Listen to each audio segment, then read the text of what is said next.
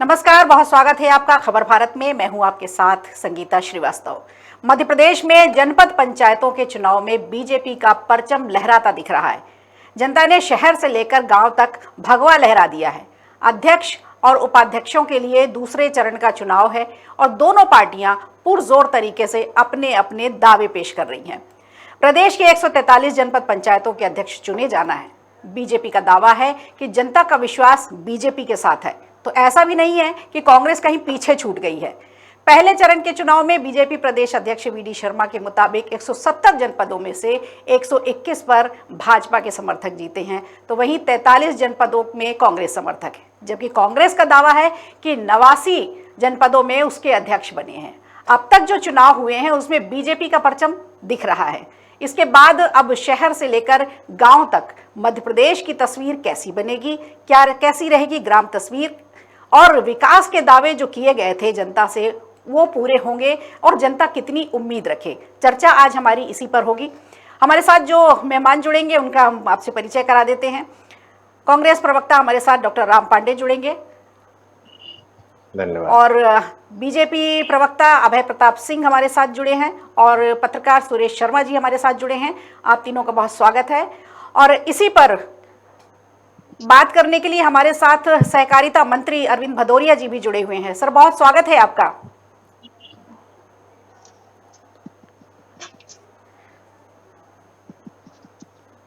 जी बिल्कुल, तो हम मंत्री जी से अभी हमारी बातचीत होगी। इसके पहले हम चलते हैं कांग्रेस की तरफ।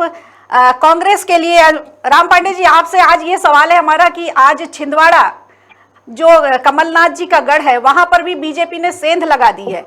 कल का दिन आपके लिए अच्छा था, लेकिन आज 5 में से 4 सीटें बीजेपी के खाते में चली गई। आज कैसे देख रहे हैं आप, कहां चूक रह गई आपसे?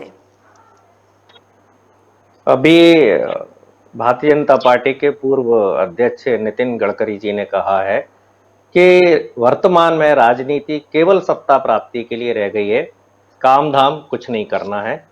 कितने भी षड्यंत्र किए जाएं, कितने भी कुकर्म किए जाएं, केवल सत्ता प्राप्त करना है। ये भारतीय जनता पार्टी के वर्तमान में केंद्रीय मंत्री हैं और पूर्व राष्ट्रीय अध्यक्ष हैं। और जहां तक मुझे जानकारी है, मैंने पंचायत अधिनियम पढ़ा भी है, देखा भी है, और मुझे नहीं लगता कि भारतीय जनता पार्टी ने किसी को भी कमल के फूल पर चुनाव लड़वाया था। जितना पर भी हम चर्चा कर रहे हैं, किसी ने ना तो कमल के फूल पर चुनाव लड़ा है, ना ही हाथ के पंजे पर लड़ा है। लेकिन राजनीति का स्तर इतना गिर चुका है, इतनी गंदी राजनीति हो चुकी है कि कहते हैं ना कि गंदगी को साफ करने के लिए घुसना पड़ता है। तो कांग्रेस को तो मजबूरी में बताना पड़ रहा है कि हाँ, इतनी सीटों पर हम जीते हैं। वैसे ये चुनाव सिंबॉलिक आधार पर नहीं हुए हैं, पार्टी के आधार पर नहीं हुए हैं, ना कांग्रेस लड़ी है, ना भारतीय जनता पार्टी लड़ी है। और यदि भारतीय जनता पार्टी दावा करती है तो भारतीय जनता पार्टी को पहले ये बताना चाहिए कि ये हमारे प्रत्याशी थे, ये सरपंच के प्रत्याशी थे, ये जनपद सदस्य के प्रत्याशी थे, ये जिला पंचायत के सदस्य के प्रत्याशी थे, और उनमें से ये हमारे जीत गए। अब जो जीत गया है, भारतीय जनता पार्टी कह रही है कि ये हमारे हैं। फिर चलिए ठीक है, कहीं भी कभी वो आपके सदस्य रहे होंगे, यदि आप बता रहे हैं कि वो हमारे हैं तो फिर आप उनका बैकग्राउंड बताइए कि वो आपकी पार्टी में जिला मंत्री हैं, महामंत्री हैं, अध्यक्ष है, किस पद पर है, किस आधार पर आप कह रहे हैं कि वो हमारे हैं। आपका तो केवल एक ही आधार चल रहा है, उनको पकड़कर धर्मशाला में बंद करना, डराना धमकाना, जितना पैसा उनको चाहिए उतना पैसा देना, उनके घर पर पुलिस बैठा देना, नहीं मान रहे तो उनकी दुकान बंद करा देना, नहीं मान रहे तो उनका क्रैशर बंद करा देना, नहीं मान रहे तो 10, 20, 50 लाख के उनको झूठे नोटिस भेज देना, नहीं मान रहे तो सीआईडी भेज देना। अभी वर्तमान में ये चल रहा है। आज ही कांग्रेस कार्यालय में प्रेस कॉन्फ्रेंस हुई है, उसमें सबूत के साथ पेश किया गया है कि यहाँ 10 लाख 15 लाख का ऑफर दिया जा रहा है। जिला पंचायत सदस्य को तो 50-50 लाख तक का ऑफर दिया जा रहा है। विधायकों को तो ये बंद करते ही हैं, कभी गुजरात में, कभी असम में 5 स्टार होटल में, लेकिन जनपद सदस्य जो कि छोटे होते हैं तो उनको ये धर्मशालाओं में बंद कर रहे हैं। तो चुनाव का परिणाम क्या निकलेगा बताइए। जो पांडे जी, मैं आपसे ये कहूंगी कि ऐसा नहीं है, कई जगह आप भी जीत कर आए हैं। अगर आप सत्ता पक्ष पर सवाल उठा रहे हैं तो आपकी भी जीत हुई है कई जगह, तो क्या वहां पर भी यही स्थितियां रही? कौन सा प्रत्याशी हाथ के पंजे पर चुनाव लड़ा है, कौन सा प्रत्याशी कमल के फूल पर लड़ा राम है? पांडे जी की आवाज भारतीय जनता मुझे नहीं मिल पा रही है। जी जी, किसी भी प्रत्याशी को सिंबल नहीं मिला है, भारतीय जनता पार्टी को किसी भी प्रत्याशी को कांग्रेस का सिंबल नहीं मिला है। लेकिन जब जो निकल कर आ गए हैं, अब ये देखिए आज का अखबार है दैनिक भास्कर, यहां पर वीडी शर्मा दावा कर रहे हैं 121 सीट का, कांग्रेस ने कहा है 89 का। तो 121 और 89 मुझे नहीं लगता है कि इसमें हम ये कहें कि 100% भाजपा जीत गई है और 0 पर कांग्रेस है। तो हमें डिबेट का सब्जेक्ट भी ऐसा रखना चाहिए, ये नहीं लगना चाहिए कि भारतीय जनता पार्टी के कार्यालय। टेक्निकल देखिए, पांडे जी की आवाज मुझ तक पहुंच नहीं रही। जी मैडम, आवाज आ रही है अब? हेलो जी जी जी, अब आ रही है। जी जी, तो बात यह है कि जब 25 लाख 50 लाख में जनपद सदस्य और जिला पंचायत सदस्य बिकेंगे, उनको दिया जाएगा, तो वो काम क्या करेंगे? भ्रष्टाचार करेंगे ना। जितना उन्होंने कमाया है उससे ज्यादा वो कमाएंगे। तो जो हम और आप टैक्स का पैसा देते हैं, जो महंगाई बढ़ रही है, करेंगे तो आपके लोग भी जीत कर आए हैं। हैं, आपके लोग भी जीत कर पहुंचे हुए हैं। ऐसा तो नहीं कि हर जगह बीजेपी का ही परचम है, आपके लोग भी जीत कर पहुंचे, तो क्या वहां पर भी यही स्थितियां रहेंगी, ऐसी तस्वीर वहां भी बनेगी क्या? अगर आप इस तरह का आरोप लगा रहे हैं तो आपके लोग भी जीत कर पहुंचे हैं। नहीं, सब्जेक्ट तो आपने क्लीन स्वीप लिखा है, क्लीन स्वीप का तो मतलब है कांग्रेस 0 है। अब आप कह रही हैं कि कांग्रेस जीती है, तो मैं मान लेता हूं। या तो इसका सब्जेक्ट आप बदलिए, आप अपने डिबेट का। भ्रष्टाचार है और भ्रष्टाचार बढ़ेगा, उस पर मैं कह रही हूं कि आपके लोग भी जीत कर पहुंचे हुए हैं, तो क्या वहां पर भी यही स्थितियां बनेंगी? नहीं, हमारे तो जीते ना, हमारे पास सीआईडी थोड़ी है, ना हमारे पास पुलिस है, ना हमारे पास प्रशासन है, ना हमारे पास बाउंसर है।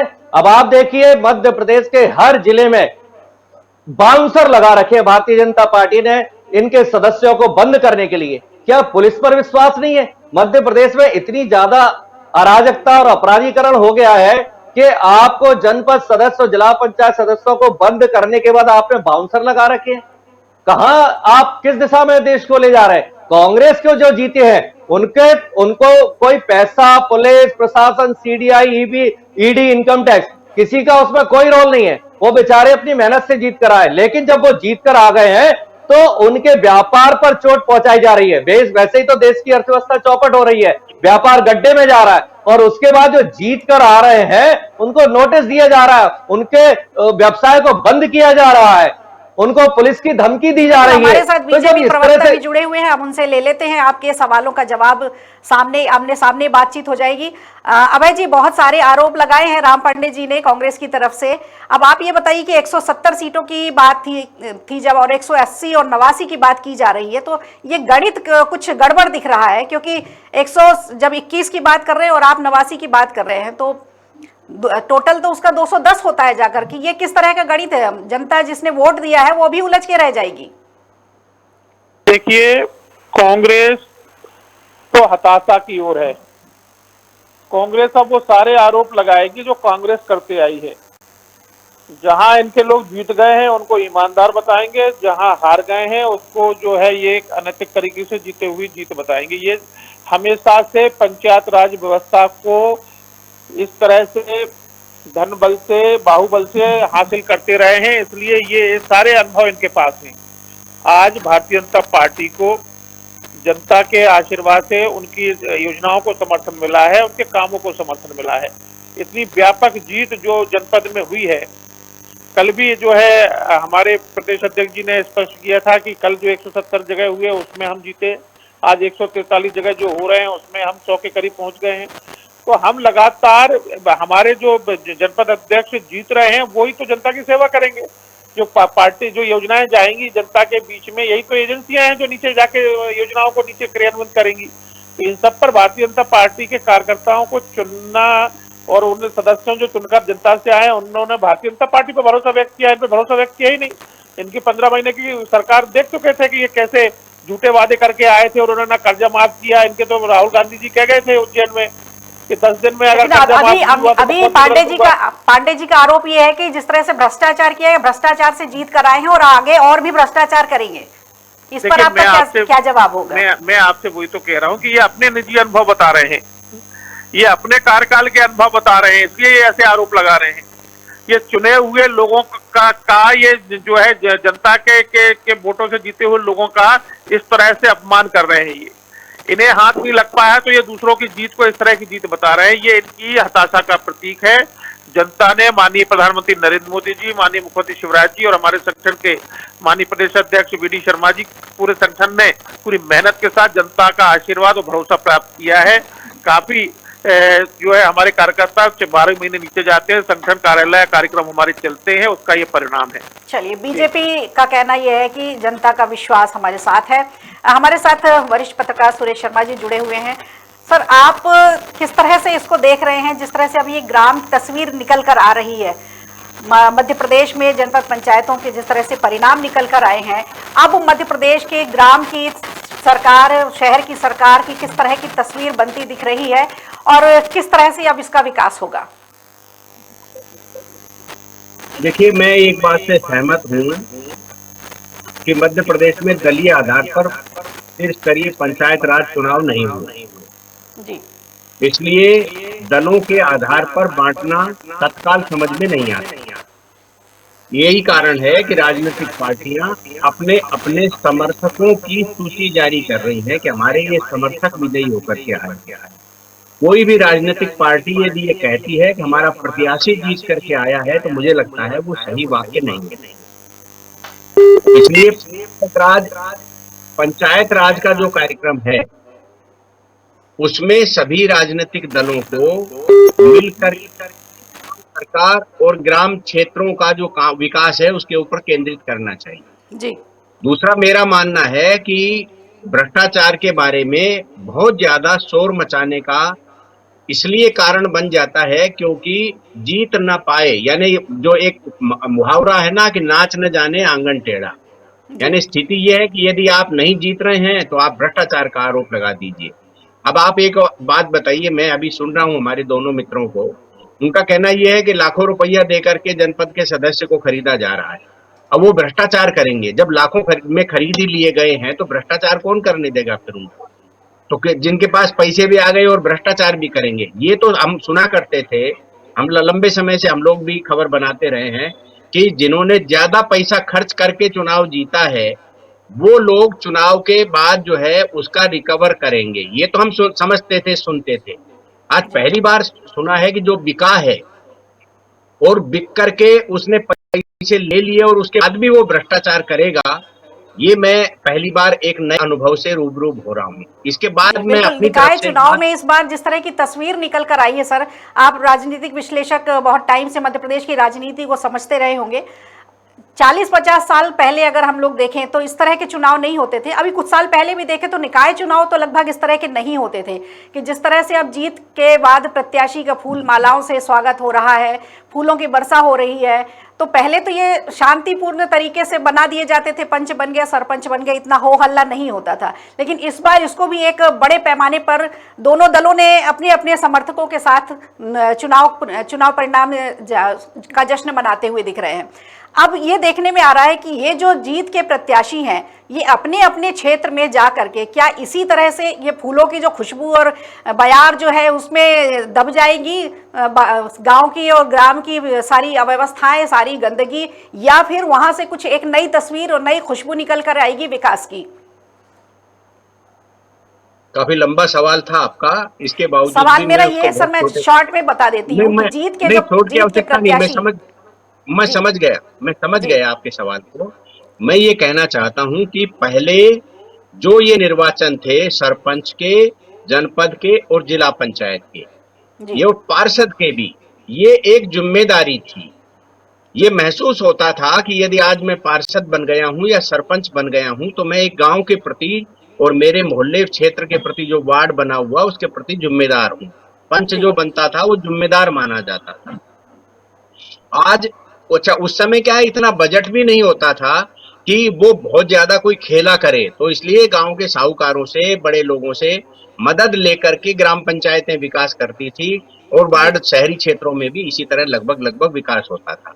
अब क्या है, धन बजट बड़ा हो गया, सरकारें जो है सभी प्रकार की, सभी राजनीतिक दलों की बात कर रहा हूं मैं, एक का नहीं कर रहा हूं, वो सरकारें ग्रामीण अंचलों में डेवलपमेंट के लिए या अधोसंरचना के लिए बड़ी संख्या में पैसे भेजती हैं। तो जश्न मनाने के पीछे जो आज मैं देखता हूं वो ये है कि इन सब लोगों को मिल के एक बकरी के सामने हरा चारा दिख रहा है, इसलिए ये सब जश्न मनाते हैं। इसलिए मेरा कहना ये है कि इसको हम एक जिम्मेदारी के रूप में जो है लोगों के सामने पेश करें, और ये मीडिया की, इलेक्ट्रॉनिक मीडिया की बड़ी जिम्मेदारी है कि वे लोगों को ये बताएं कि भाई नहीं, पहले हमारे जमाने में पार्षद जीत करके आता था तो नाली जो स्वीपर साफ करते थे उनके पास खड़ा होकर के कहता था देखो तुम्हें करना नहीं आता, ऐसे करो। जी। और आज मैं कम से कम दर्जनों ऐसे लोगों को जानता हूं जो साइकिल पर बैठ करके यानी स्कूटी पर बैठ करके पार्षद बनते हैं और बनने के 1 महीने में स्कॉर्पियो पर आ जाते हैं। बड़ा फंड उनके घर के लिए हो जाता है, उनके घर पे भीड़ लगना चालू हो जाती है, उनके घर पर ठेकेदार और कोई एमआईसी का मेंबर बन जाता है नगर निगमों में, तो लाखों का जो है उनके पास कमीशन आता है। और इसके प्रमाण हैं, बड़ी बार हम लोगों ने खबरें छापी हैं। तो इसलिए लोगों के अंदर फूल मालाएं पहनने का, जश्न मनाने का और ये प्रदर्शित करने का उन लोगों के दिमाग में आ गया है कि भैया ज्यादा से ज्यादा मेरा चेहरा लोगों को दिखे तो ज्यादा से ज्यादा लोग आए। ये मानसिकता डेवलप हो रही है राजनीति में नहीं, ये पत्रकारिता में भी डेवलप हो रही है, ये बाकी क्षेत्रों में भी डेवलप हो रही है। मैं हमेशा ये कोशिश करूंगा कि मेरा किसी मंत्री के साथ फेसबुक पे फोटो डले, मुख्यमंत्री के साथ फोटो डले, ताकि लोग काम लेकर के मेरे पास आए। ये मानसिकता इतनी जबरदस्त लोगों के मन में घर करने लग गई है, और होड़ मच जाती है फोटो खिंचवाने की, होड़ मच जाती है जुलूस जलसों के अंदर माला पहनवाने की। आप इसको समझने की जरूरत है। देश में लोकतंत्र हमारा परिपक्व होता जा रहा है, लेकिन ये आर्थिक विषमता जो है ये उस लोकतंत्र की जड़ों को कमजोर कर रही है। जी बिल्कुल। तो आर्थिक विषमता जो है वो जिस तरह से पूरा तस्वीर आप हमारी पेश की है, ये निकाय चुनाव के पहले की भी और निकाय चुनाव से होने वाले नुकसान को भी दिखाया है। हमारे साथ बीजेपी प्रवक्ता जुड़े हुए हैं, उनसे हम समझना चाहेंगे कि अब जिस तरह से बताया गया कि अब ये चीज़ें हो सकती है। जी बिल्कुल, हमारे साथ सारी बातों को रोक करके हम मंत्री जी से बात करें। हमारे साथ अरविंद भदौरिया जी जुड़े हुए हैं, सहकारिता मंत्री हैं। बहुत स्वागत है सर आपका। थैंक यू, धन्यवाद आपका। जी बिल्कुल, भाजपा का जिस तरह से परचम लहराया है निकाय चुनाव में, और अब जो जनपद पंचायतों के चुनाव के परिणाम आ रहे हैं उसमें भी भाजपा ही ज़्यादा सीटों पर दिख रही है। आपसे ये पूछना चाहेंगे कि मुख्यमंत्री जी का कहना था कि अब नल जल की बात होगी, विकास की बात होगी, और जो भी इंफ्रास्ट्रक्चर अधूरा रह गया उसे पूरा किया जाएगा। तो क्या अब ये उम्मीद लगा सकती है मध्य प्रदेश के ग्राम की जनता कि अब उनके दिन अच्छे आ जाएंगे और जो भी नल और जल की बात की जा रही है वो पूरी हो जाएगी, सड़कों की स्थितियां सुधरेंगी? 100% यह जो भारतीय जनता पार्टी लगभग 80% जगहों पर जीती है, ये माननीय मुख्यमंत्री महोदय की लोकप्रियता, जनहितैषी योजनाओं की जीत है। दूसरा, भारतीय जनता पार्टी के कार्यकर्ताओं का अथक परिश्रम का परिणाम। जो माननीय मुख्यमंत्री महोदय ने कहा है, हर घर में शुद्ध पानी की व्यवस्था नल के द्वारा देने का जो सपना है देश के प्रधानमंत्री माननीय नरेंद्र भाई मोदी जी का और हमारे मध्य प्रदेश के मुख्यमंत्री माननीय शिवराज सिंह चौहान जी का, चाहे वो सड़कों की व्यवस्थाएं हो, सुदूर सड़कों के माध्यम से हर गांव को कनेक्ट करने की योजनाएं हो, इन सब व्यवस्थाओं की दृष्टि से हमारी सरकार जनता का विश्वास जीता है। जनता का दिल का आत्मविश्वास के साथ हम लोग सेवा करने के लिए खड़े हुए हैं और दृढ़ संकल्पित होकर विकास के क्रम में माननीय मुख्यमंत्री जी के नेतृत्व में हम लोग काम कर रहे हैं।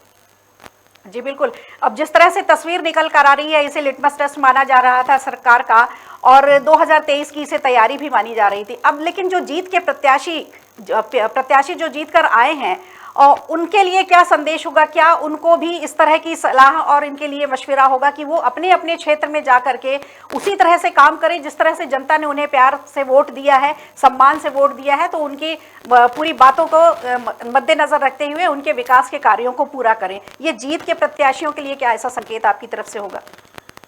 आपने बहुत अच्छी बात कही है कि जो जीत हुई है वो जनता जनार्दन की जीत है।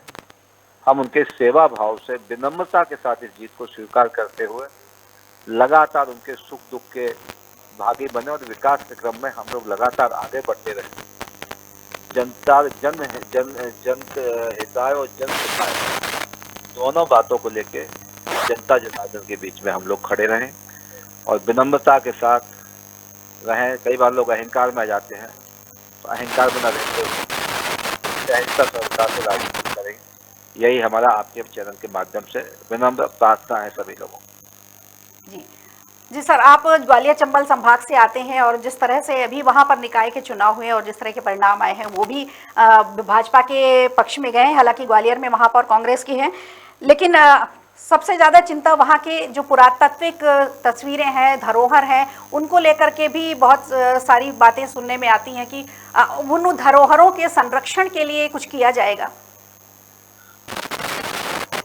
धरोहरों का संरक्षण हमारा काम है, एसआई भी इसमें सब काम करते हैं और हमारी सरकार ने भी, चाहे वो मुरैना में हो या भिंड में हो या चंबल डिवीजन, ग्वालियर डिवीजन में हो, तो इन धरोहरों का संरक्षण और टूरिज्म की दृष्टि से, पर्यटन की दृष्टि से भी इसमें बढ़ावा मिले, इसके लिए भी बड़ा काम भारतीय जनता पार्टी की सरकार कर रही है। जैसे मैं अटेर विधानसभा से आता हूँ, हमारी अटेर विधानसभा में भी माननीय मुख्यमंत्री महोदय ने महोत्सव के रूप में नवंबर माह में हमेशा के लिए जोड़ दिया। ऐसे चंबल डिवीजन के लिए माननीय मुख्यमंत्री महोदय के माध्यम से हम लोग लगातार प्रयास कर रहे हैं और अच्छा एक पर्यटन को बढ़ावा मिले और हमारी धरोहर है, पुरातत्व के जो इससे संग्रहालय बन रहे हैं उन सबको भी अच्छे ढंग से संरक्षित हों। जी, एक सवाल सर आपसे और होगा हमारा कि ग्वालियर चंबल संभाग में जिस तरह से परिणाम आए हैं निकाय चुनाव में, तो बीजेपी के लिए कुछ चुनौतियां भी हैं। उन चुनौतियों से आप कैसे पार पाएंगे ताकि अब 2023 में बीजेपी को और भी अच्छी सीटें मिल पाएं, वहां से विधायक और ज्यादा से ज्यादा जीत करा सके? एक्चुअली हम लोग तो आत्मचिंतन, आत्ममंथन करते हैं। हम कई बार जीत भी है, हार भी है। जो 2 नगर निगम मुरैना हुआ और ग्वालियर हुआ, हम पार्षद भारी संख्या में जीते हैं, नगर निगम के मेयर हारे हैं। तो इसका पार्टी चिंतन करती है, मंथन करती है, आत्मालोकन करती है और जनता के मैंडेट को हम लोग स्वीकार भी करते हैं और इस पर विचार विमर्श करते हैं और 100% 2023 में भारतीय जनता पार्टी का हम लोग जीत के आएंगे। सर बहुत शुक्रिया हमसे जुड़ने के लिए। तो हमारे साथ सहकारिता मंत्री अरविंद भदौरिया जी जुड़े हुए थे, जिनका साफ साफ कहना है कि अब जिस तरह से प्रत्याशी जीत कर पहुंचे हैं निकाय चुनाव में, उनके लिए एक साफ संदेश होगा कि अपने अपने क्षेत्रों में वो काम करें। और ग्वालियर चंबल संभाग की राजनीति को लेकर के भी उन्होंने बड़े आश्वस्त तरीके से कहा कि उस पर हम जरूर काम करेंगे। 2023 के जो विधानसभा चुनाव है उसमें कोशिश होगी कि बीजेपी को ज़्यादा से ज़्यादा सीटें मिल पाएँ। हमारे साथ सुरेश शर्मा जी हैं। सर आपसे बातचीत चल रही थी, हम बात कर लेते हैं ग्वालियर चंबल संभाग पर ही, क्योंकि मंत्री जी से अभी अभी इस पर बातचीत हुई है। ग्वालियर चंबल संभाग में जिस तरह से बीजेपी की स्थितियां बनी है, बहुत बड़ी चुनौती उनके लिए 2023 के लिए है। किस तरह से देखते हैं आप? महापौर इस बार पहली बार कांग्रेस का चुनकर पहुंचा है पिछले 57 सालों में। देखिए, मुझे लगता है कि वहाँ ग्वालियर और चंबल अंचल में सिंधिया जी और बीजेपी के बीच में सही से समन्वय नहीं हो पाया और सिंधिया जी के लोगों के द्वारा जो भाजपा के साथ जुड़ाव करके जो मत का जो एकत्रीकरण होना था वो नहीं हो पाया। या ये भी कह सकते हैं कि भारतीय जनता पार्टी की लीडरशिप जो है, नरेंद्र सिंह तोमर जी, बाकी और लोग जिनके नाम का उल्लेख किया जा सकता है, उन्होंने सिंधिया जी के साथ समन्वय बनाने में या तो जरूरत महसूस नहीं की या चूक कर गए, जिसके कारण जो है कांग्रेस वहां भारी रही। कांग्रेस की सबसे बड़ी सफलता यह है कि वो सिंधिया के गढ़ में वो काम करने में कामयाब हो गए जो वो हम आरोप लगा रहे थे। इसलिए ये बड़ी गंभीर विषय है, गंभीर बात है कि अकेले भाजपा सिंधिया और कांग्रेस के साथ टक्कर लेने की स्थिति में थी, लेकिन भाजपा सिंधिया को मिलाने के बाद कांग्रेस से टक्कर लेने की स्थिति में नहीं रही। दूसरा, आप मुरैना को देखिए, मुरैना के अंदर महापौर भी हार गए, परिषद भी हार गए। इसका तात्पर्य यह है कि नरेंद्र सिंह तोमर जी का जो लोकसभा क्षेत्र है उसके अंदर ये हार बहुत राजनीतिक रूप से मायने रखती है। मुझे याद है कि जब लोकसभा का वो चुनाव लड़ रहे थे तब भी उनकी जीत के प्रति बहुत ज्यादा आश्वस्त लोग नहीं थे। मोदी जी के कारण जो है वो जीत हुई। इसलिए ये जो ग्वालियर का तो आपने खुद ही उल्लेख किया है कि वहां महापौर जो है वो हार गए। मैं वहां उसके विश्लेषण के रूप में जब देखता हूं तो मुझे ये समझ में आता है कि जो सिकरवार परिवार है उसका कांग्रेस से चूंकि टिकट है तो कांग्रेस के लोगों ने समर्पित भाव से काम किया। भाजपा के साथ उनके पुराने संबंध हैं, इसलिए भाजपा के वो नाराज लोग जो सिंधिया जी के आने से खुश नहीं हैं या सिंधिया जी और नरेंद्र सिंह तोमर जी के बीच में समन्वय नहीं बन पाने के कारण जो नाराज हैं, उन्होंने सिकरवार परिवार को वोट दिया है, जिसके कारण ये जो है महापौर की जीत हुई है। पार्षदों के मामले में किसी भी प्रकार की गफलत नहीं हुई, इसलिए ये एक गंभीर चुनौती का विषय है। यदि इसी प्रकार का समन्वय विधानसभा के चुनाव में भी नहीं बन पाया तो कांग्रेस के लिए रास्ता अच्छा खुलने की संभावना कम से कम मैं तो देख रहा हूं। बाकी और को जिनको जैसा देखना है वो देखें। जी बिल्कुल। तो जिस तरह से अभी बातचीत चल रही है और निकाय चुनाव के परिणाम की बातचीत चल रही है, देखने वाली बात होगी कि अब 29 जुलाई यानी कल किस तरह से अब परिणाम आते हैं और किस दिशा में तस्वीर बैठती है। आप सभी का हमसे जुड़ने के लिए बहुत बहुत धन्यवाद। तो निकाय चुनाव में कांग्रेस को संजीवनी मिली है, लेकिन अब मध्य प्रदेश में ग्राम सरकार की तस्वीर कैसी बनेगी ये देखने वाली बात होगी, और विकास के जो दावे किए गए हैं जनता से क्या वो पूरे हो पाएंगे ये भी देखने वाली बात होगी। फिलहाल इस चर्चा में यहीं पर मुझे इजाजत दीजिए। नमस्कार।